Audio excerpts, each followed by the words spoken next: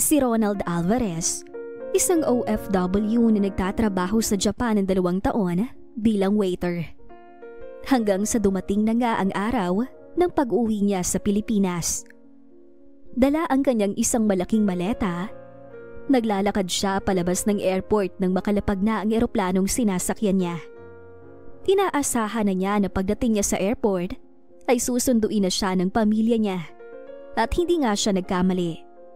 Dahil habang papalabas siya ng airport, nakita niya ang kanyang mga magulang kasama ang 2 niyang kapatid at mga pinsan na may hawak na karatulang, "Welcome home." "Ronald, anak! Welcome home! Kumusta ka na?" "Anak, kumusta ang biyahe mo?" "Okay naman po, Nay. Tay, masaya ako nakita ko kayo. Sa wakas po, makakapag-bonding na tayo." "Uy, insan, baka naman may pasalubong kami dyan." "Uy, sumama pala kayo ah." "Oo naman, insan, matik yan." "Gusto ko sapatos, insan ah." "Ako naman, insan, gusto ko ng relo tsaka make-up." "Uy, teka. Siyempre mauuna muna mga kapatid ni kuya. Hindi naman pwedeng kayong mauna eh." "Oo nga, kami dapat ang unahin mo, kuya." "Oo naman, tsaka wag na kayong mag-agawan kasi pareho ko naman kayong bibilhan. Marami akong pera, kaya walang problema yan. Kahit ano pang gusto nyo." "Talaga, kuya?" "Oo naman. Sige na, tara na, umuwi na tayo. Gusto ko na din makapagpahinga." "Umuwi agad, kuya? Baka pwede mo naman kaming ilibre muna ng tanghalian. Gutom na kami eh." Sige. Sure, tara na. Saan nyo ba gusto kumain?" "Kahit saan, kuya." Sige, dun tayo sa mamahaling restaurant para ma-experience nyo naman." Anak, doon na lang tayo sa bahay. Magluluto na lang pagka-uwi habang nagpapahinga ka. Sayang din kasi ang pera eh. Baka mahal yan." "Nay, wag po kayo mag-alala sa pera. Marami akong dala. Tsaka babalik pa naman ako ng Japan eh." "Hayaan mo ng anak natin, mahal. Baka gusto lang niyang bumawi sa atin lalo na sa mga kapatid niya." "Tama po kayo, tay. Kaya sige na, tara na po." Paglabas nila ng airport, agad silang sumakay sa malaking SUV na inarkila ni Ronald. Habang nasa biyahe, hindi mapigilan ni Ronald ang sarili niyang ngiti sa tuwing nakikita ang kasabikan sa mga mata ng pamilya niya. "Huwag kayo mag-alala. Masarap ang lunch natin. At pagkatapos, pupunta tayo sa mall para mamili. Ako nang bahala sa lahat." "Talaga, kuya? Kahit anong gusto ko sa mall, mabibili ko?" "Kasama ba kami dyan, insan?" "Oo naman, kayong lahat. Bilhin niyo ang gusto niyo. Ako na bahala magbayad." "Yehey! Ang bait mo talaga, kuya. Mayaman pa." "Ano ba naman ang silbi ng pagiging OFW ko kung wala akong perang maibibigay sa inyo?" "Pero anak, magtira ka pa din para sa sarili mo ha. Huwag ubos-ubos biyaya." "Nay, huwag kayong mag-alala. May 500,000 pa ako sa bank. Tsaka may cash pa akong dala dito. Hindi problema ang pera sa akin." "Kahit na, huwag ka pa din masyadong gumastos, anak." "Alam mo, Nay, mabuti pa mag-enjoy ka na lang, okay? Nandito na tayo oh." Ilang sandali pa, dumating sila sa isang mamahaling restaurant sa city. Pagpasok nila, napansin agad ng mga staff ang presensya ni Ronald na tila VIP guest na dumating kung maglakad. Umupo sila sa isang malaking mesa na may magandang tanawin sa labas ng bintana. "Tosha, sige na, mag-order na tayo. Huwag kayong mahiya, pumili kayo ng kahit anong gusto nyo." Nag-order na nga silang lahat sa mga gusto nila. At ilang sandali pa, bumalik ang waiter para iserve ang mga pagkain na na-order nila. Ang kapatid at mga pinsan niya ay hindi mapigilan ang paghanga sa dami at laki ng mga pagkain. Habang si Sylvia at Roberto naman ay nakangiti lang. Bahagyang nahihiya sa marangyang handog ng kanilang anak. "Sige pa, kumain lang kayo. Kaya kong bayaran ang lahat ng yan." Ang sarap naman kuya, ang galante mo talaga. Aba syempre, aanhin ko pa ang dami ng pera ko kung hindi ko kayo bibilhan ng mga gusto ninyo. Pagkain man yan o mga luho ninyo, bibilhin ko para sa inyo, Janice. Nax, ang yabang talaga ng kuya ko. Baba syempre, may ipagmamayabang naman ako. Ilang sandali pa, dumating na ang bill ng mga kinain nila. Nagulantang namang pareho ang pamilya niya nang makita ang amount na babayaran niya. 20,000 pesos sa isang kainan lang. Kuya, 20,000 pesos sa isang kainan? Huwag kang nga magpanik, Janice. Baka isipin pa nila na hindi natin kayang bayaran yan. Maliit na halaga lang yan kumpara sa pera ko, kaya huwag kang mag-alala. Sana pala talaga nagluto na lang ako ng mga pagkain sa bahay. Mabibigyan pa natin ang mga kapitbahay natin sa halagang yan eh. Nay, wag na po kayong mamroblema. Pwede naman tayo magpakain sa mga kapitbahay natin bukas eh. Katayin na lang natin ang isang baboy na alaga ninyo. Babayaran ko na lang ho. Pero anak, para sa emergency lang yon. Pwede ibenta. Sa ngayon, kailangan pa natin alagaan yon para mas lumaki. Sige po, mag-order na lang ako sa online ng lechon baboy bukas. Huwag na po kayong mag-alala dyan, Nay. Inaalala lang kita, anak. Ano ka ba, Nay? Marami akong pera. Kaya kahit buong barangay pang pakainin ko, okay lang yun. Wala nang nagawa pa ang kanyang ina, kundi hayaan na lang siya. Pagkatapos nilang kumain, niyaya na niya ang kanyang pamilya kasama ang mga pinsan niya na mag-shopping at binilhan niya. Sige lang, kumuha lang kayo ng kahit anong gusto nyo. Ako na bahala magbayad sa lahat. Salamat kuya ha, yayamanin ka talaga. Siyempre, ako pa. Sige lang, kumuha ka ng gusto mo, Relo, Janice. Samahan mo na din ang damit. Uy, insan, itong sapatos na gusto ko. Paborito kong brand to eh, kaso mahal eh. Magkaano ba? 5,000 insan. 5,000 lang pala eh. Kunin mo na. Talaga, insan? Oo naman, mura lang yan para sa akin. Yes, the best ka talaga, insan. Ikaw ng pinakamayaman at mabait kong pinsan. Diba syempre, dapat lang. Mula sa mga magulang niya, kapatid niya, hanggang sa dalawa niyang pinsan na si Ruel at Janela, wala siyang pinalampas. Lahat binilhan niya at umabot ng 50,000 ang nagastos niya sa shopping nila sa isang araw lang. Nakita naman niya na hindi gaanong masaya ang kanyang ina. Kaya sinabihan niya itong huwag mag-alala kasi marami naman daw siyang pera. Ilang sandali pa nga ay nagpasya na silang umuwi. Dahil nakaramdam na din siya ng pagod, kaya gusto na niyang makapagpahinga.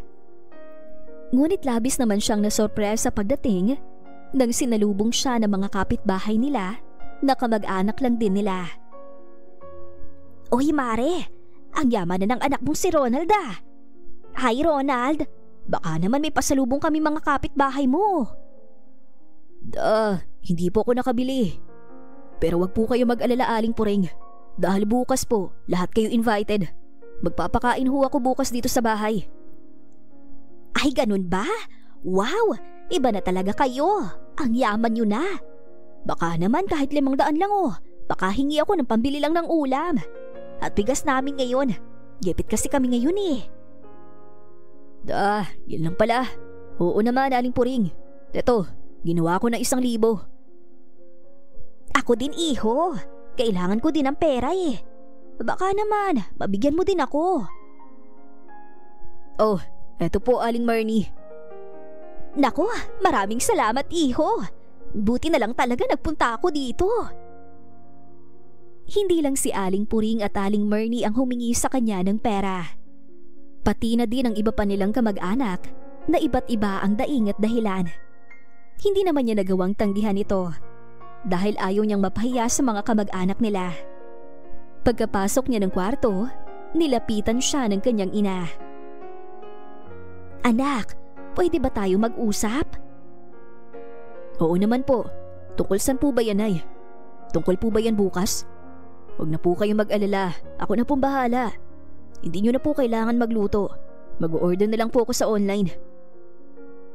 Yun na nga ang iniisip ko, Ronald. Ayoko na gumastos ka pa ng malaki. Ako na lang ang magluluto. 3 putahe lang pwede na nating pagsaluhan. Huwag ka na mag-order ng lechong baboy, anak. Sobra-sobra na yan para sa atin. Teka lang, Nay. Bakit ba lagi nyo na lang akong pinapakialaman? Pera ko naman to eh. Ikaw lang ang inaalala ko. Ayokong pagdating ng araw, maubusan ka ng pera. Maubusan ng pera? Di ba sabi ko naman sa'yo na may malaking pera ako sa bangko, Nay? Wala ba kayong tiwala sa akin? Hindi naman sa ganun, anak. Basta, huwag nyo na po akong pinapakailaman. Hindi pwedeng hindi tayo maganda ng lechon. Mapapaya tayo sa mga kamag-anak natin. Napabuntong hiningin na lamang ang kanyang ina at hindi na nakapagsalita pa. Pilit naman niyang pinapakalma ang sarili niya sa naging sagutan nila ng kanyang ina. Kinabukasan, nagising siya ng maaga at inayos ang higaan niya. Agad niyang kinuha ang cellphone niya tsaka tumawag sa online food delivery package para mag-order ng 10 putahe at 2 lechong baboy na nagkakahalaga ng 20,000. Oh, anak, gising ka na pala. Halika't mag-almusal ka muna. Sige po, Nay. Ano po bang pagkain na hinanda ninyo? Ang paborito mong sardinas na may itlog. Ay, Nay, hindi ko na po yan paborito. Ha? Ganun ba? Akala ko, paborito mo pa to. Kaya ito nang niluto ko. Sige lang, Nay. Okay lang. Lalabas na lang po ako. May nagbebenta ba ng siomay malapit dito? Oo, meron. Diyan sa kaliwang kanto sa unahan. Gusto mo bang bilhan kita? Hindi po. Ako na po para naman makapaglakad-lakad din ako. At makalanghap ng sariwang hangin. Sige, mag-ingat ka, anak. Pagkalabas ni Ronald ay nagmasid muna siya sa paligid. Gising na pala ang kapitbahay niya. Kaya agad niyang niyaya ito sa salo-salo nila mamaya. Para siyang artista na dumaan sa barangay nila, na umagaw ng pansin sa mga kapitbahay nila. Sa unahan, may nakita siyang isang lalaking nagtitinda sa siomay cart. Pagkalapit ni Ronald sa siomay cart, agad siyang ngumisi, sabay taas ng kilay. Kita sa mukha niya ang kumpiyansa. Pare, pabili nga ako ng siomay. Yung maraming chili oil at huwag mong tipirin sa toyo. Alam mo na, pang mayaman ang panlasa ko. Oo sir, 4 na piraso po yan. 35 pesos lahat. Gusto niyo po ba ng extra sausawan? 35 pesos? Grabe naman, ang mura . Umupo siya sa gilid ng cart habang tinititigan ang siomay na inilalagay ni Greg sa maliit na basong plastic. Nang matanggap niya ang order, agad siyang kumain ng isa, pero napangiwi. Ano to? Walang kalasa-lasa. Pasensya na sir, ganyan talaga timpla namin eh. Simple lang, pero marami naman pong bumabalik. Simple? Bakit niyo pa binibenta kung walang lasa? Alam mo ba kung sino ako? Hindi ako basta-basta lang kumakain ng ganito. Napalingon ng mga tao sa paligid. May mga nakatigil. May mga napapailing. Si Greg, kalmado pa rin. Marahang nagpunas ng kamay sa apron bago tumingin kay Ronald. Sir, kung gusto niyo ng mamahaling lasa, doon po kayo bumili sa mamahaling tindahan. Hindi ko naman kayo pinilit bumili, di ba? Anong sabi mo? Ang yabang niyo po. Bumili kayo tapos kayo pagalit. Akala niyo yata lahat ng tao kailangan sumunod sa panlasa niyo. Kung wala kayong respeto sa pagkain ng iba, huwag na lang kayong bumili. Huwag niyo na din pong bayarin yung kinain ninyo. Anong tingin mo sa akin? Ha? Walang pera para hindi magbayad? Aba, nakakainit ka na ng ulo . Wala po kung sinabing wala ka pong pera, sir. Aba, nagdi-deny ka pa? Alam mo ba kung magkano ang pera ko sa bangko? 500,000. Kaya kong bilhin lahat ng siomay mo walang lasa. Wala naman po nagtatanong sa inyo, sir. Pwede na po kayong umalis. Kuya, nandyan ka lang pala. Pinapatawag ka na ni nanay. Nasa bahay natin sila Tita Sheila at Tita Edna. Talaga? Sige. Maswerte ka. Dumating kapatid ko. Huwag lang tayong magkita ulit.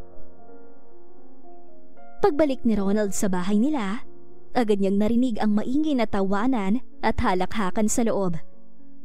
Nadatnan niya ang kanyang mga tiyahin na abala sa pagkakape at pagkukwentuhan. Pagbukas pa lang niya ng pinto, sabay-sabay na bumaling ang tingin ng mga ito sa kanya. Aba, heto na palang pamangkin namin galing Japan. Ang yaman-yaman na raw ngayon, sabi ng nanay mo. Ay oo nga Sheila, ang ganda ng relo oh. Mamahalin siguro yan. Ronald, anong brand yan? Ito ho ba? Limited edition lang naman. Hindi naman ganun kamahal. Mga 30,000 lang. Ay, 30,000 daw oh.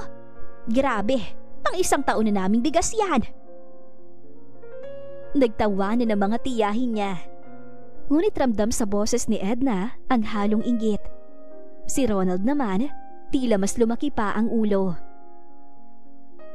Oh mga tita, mamayang tanghali, maghahanda ako dito. May pasalo-salo tayo. Nag-order na ako ng 2 lechon baboy at 10 putahe ng pagkain. 10 putahe? Aba, parang piyesta na yan ah.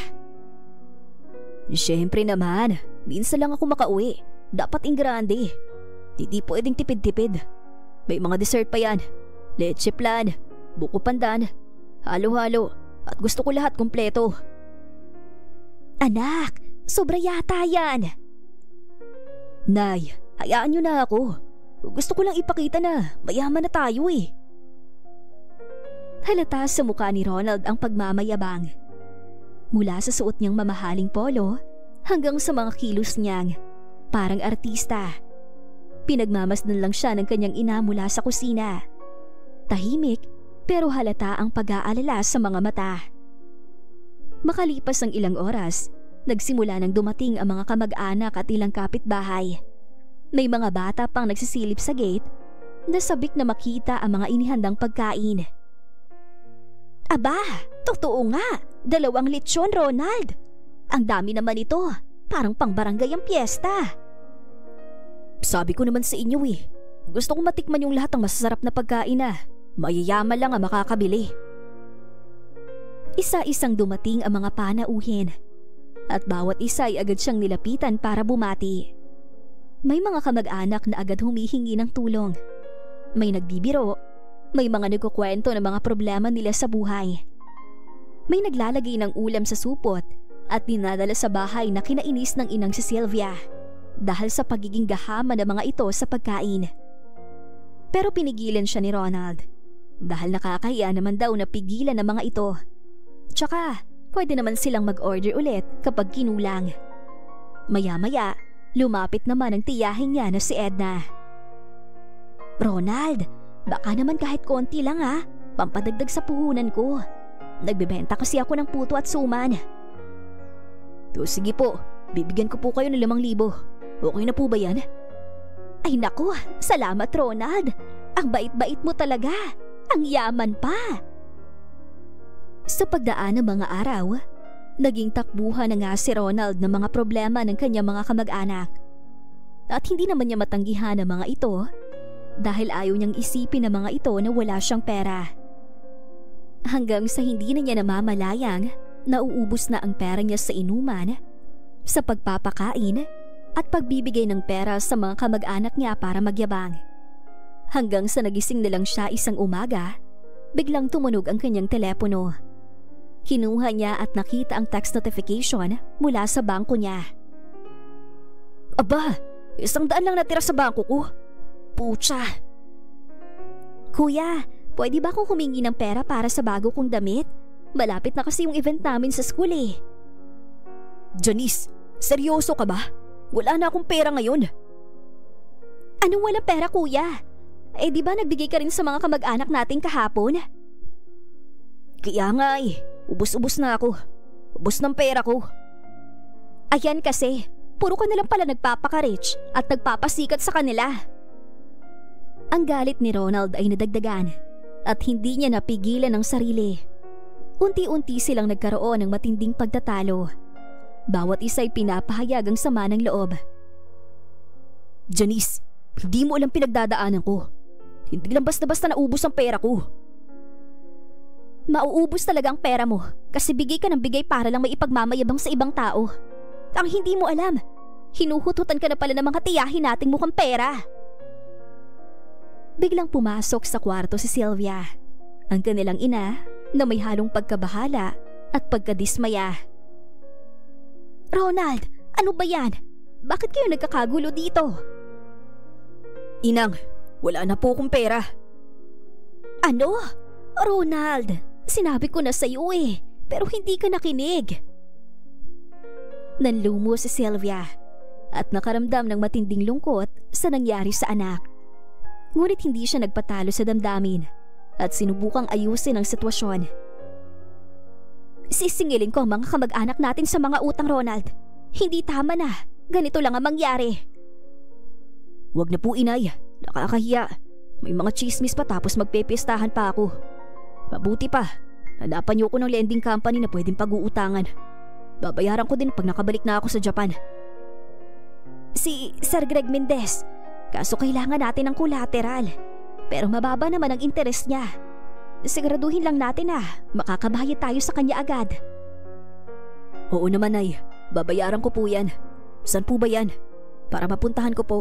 Itong relo at kwintas ko, pwede kong gawing collateral. Siguradong makakahiram ako nito ng 100,000.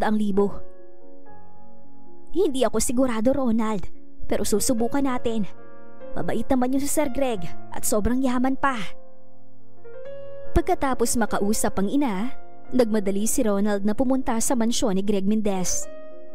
Habang papalapit siya, hindi maiwasang mapatingin sa malawak at marangyang bakuran, sa mga punong namumunga at sa napakalinis na swimming pool na sumasalamin sa araw. Napangiti siya sa sarili, pero kaunting kabahang naramdaman dahil baka sakaling hindi siya tanggapin ng maayos. Pagpasok sa loob, hindi niya inaasahan na makikita. Doon, nakatayo si Greg, ang tindero ng siomay na nakaalitan niya, ngunit ngayon ay nakasuot ng mamahaling suit, relo na kumikislap sa ilalim ng araw at may hawak na baso ng sparkling juice. Napalingon si Greg at halatang nagulat din nang makita siya. Baba, hindi ko inakala na makikita kita dito. Ikaw? Lumapit si Sylvia, ina ni Ronald, at ipinakilala siya kay Greg. Magandang umaga, Sir Greg. Ito ang anak ko na si Ronald. Nandito siya para mangutang sana sa inyo. May dala naman po kaming collateral. Seryoso po kayo dyan, Manang? Yung sabi sa akin ng anak niyo, marami daw siyang pera sa bangko. Pinaliit pa nga niya negosyo kong siomay Ano? Totoo ba to, Ronald? Hindi ko naman po alam, Nay, na siya si Greg Mendez. Sir, humihingi po ako ng paumanhin sa nagawa ko. Napatawa si Greg, bahagyang nangingiti at sinabing, Alam mo, Ronald, hindi ko akalaing sa ganitong sitwasyon tayo ulit magkikita. Pero mukhang kailangan mo na ng tulong ko ngayon. Sir, alam niyo po, humihingi talaga ako ng tawad. Ronald, hindi kita pinalaking mayamang at mapangmaliit ng ibang tao. Ano tong ginawa mo? Hayaan niyo naman ang Sylvia. Hindi ko naman ikinakahiya ang pagiging tendero ng siomay. Kahit ano pang sinabi ng anak niyo, doon ako nagsimula. Doon ako nagsikap. Hindi tulad ng anak niyo na nag-abroad lang ay naging mayabang na. Sir, sorry po talaga. Humihilig ang dibdib ni Ronald. Ramdam niya ang bigat ng pagkakamali niya at ang kabigatan ng mga sinabi ng ina at ni Greg. Dito niya naunawaan ang tunay na halaga ng pagpapakumbaba at pagkilala sa pinanggalingan. Huwag kang mag-alala, Ronald. Tutulungan kita. May collateral ka ba? Opo, sir. Itong relo at kwintas ko po. Matapos nga maayos ang lahat ng papeles, pinahiram siya ni Greg ng 100,000 piso. At sa simpleng palitan ng ngiti, naramdam ni Ronald ang kabutihan at tiwala ni Greg. Hindi na ako magpapahutot sa mga kamag-anak ko. Hindi na ako magyayabang sa kanila. Hindi na din ako mangmamaliit ng ibang tao. Diyos ko, patawarin niyo po ako. Mula noon, nagbago ang ugali ni Ronald. Hindi na siya nagpakita ng kayabangan. At laging iniisip ang tunay na halaga ng pera, hindi para ipagyabang. Pasalamat ka anak, mabait si Sir Greg. Inay, patawad po sa lahat ng nagawa kong mali.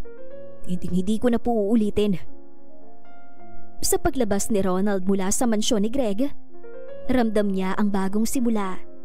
Isang simula ng pagiging responsable, mapagkumbaba, at mas maingat sa mga desisyon niya sa buhay. Sa wakas, natutunan niya ang leksyon na higit pa sa kayamanan, ang respeto at pagpapahalaga sa pinanggalingan. At hanggang dito na lang ang magandang istorya nating ito. Maraming salamat mga kakwentuhan! Huwag niyong kalimutang mag-like at subscribe at pindutin na rin ang notification bell para lagi kayong updated sa ating kwentuhan.